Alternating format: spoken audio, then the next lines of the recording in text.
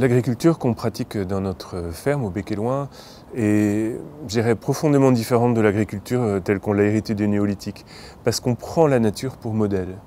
Et on part du principe qu'on habite la seule planète vivante connue et que la vie est infiniment rare à l'échelle du cosmos, donc on ne va pas détruire la vie.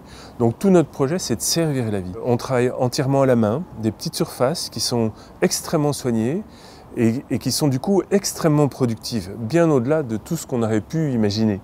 Et le fait que des petits espaces soient très productifs permet de libérer beaucoup d'autres espaces où la présence humaine est beaucoup moins prégnante. Et ces espaces sont autant de niches écologiques et de réservoirs de biodiversité. Donc par exemple, on n'a pas du tout besoin d'avoir recours à des produits phytosanitaires. Bon, déjà on est en bio, on n'en utilise pas, mais on n'en a pas besoin parce qu'il y a une telle biodiversité sur le site qu'il y a un équilibre qui s'opère tout naturellement entre les ravageurs des cultures et nos végétaux.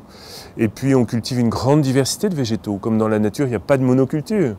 Alors cette diversité crée une sorte de brouillage visuel, olfactif, etc. Et les bioagresseurs des cultures ont beaucoup de mal à trouver leur cible.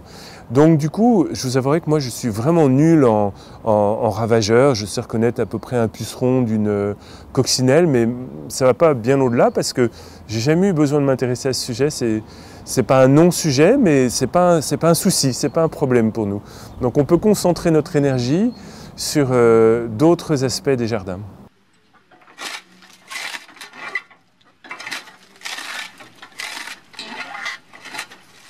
Le frein, il est pas technique, il est plutôt dans notre imaginaire, il est plutôt à l'intérieur de nous. On a des représentations de nos rapports avec la nature, on a des représentations de ce qu'est la nature, qui sont, je pense, largement erronées en fait.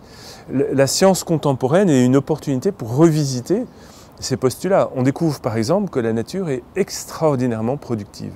On découvre qu'il y a un génie dans les milieux naturels dont on peut s'inspirer, nous, êtres humains.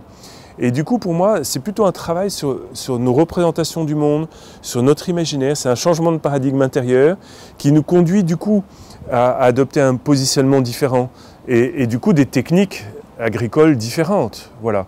Mais changer de technique, c'est facile. Il y a des salons professionnels avec des milliers d'exposants. Je n'ai jamais mis les pieds dans ces salons, mais je pense que changer de technique, c'est facile. Ce qui est beaucoup plus difficile, c'est de travailler sur notre monde intérieur. Et en travaillant sur notre écologie intérieure, je dirais qu'on modifie la façon dont on habite la Terre et des nouvelles choses deviennent possibles. Un nouveau monde devient possible.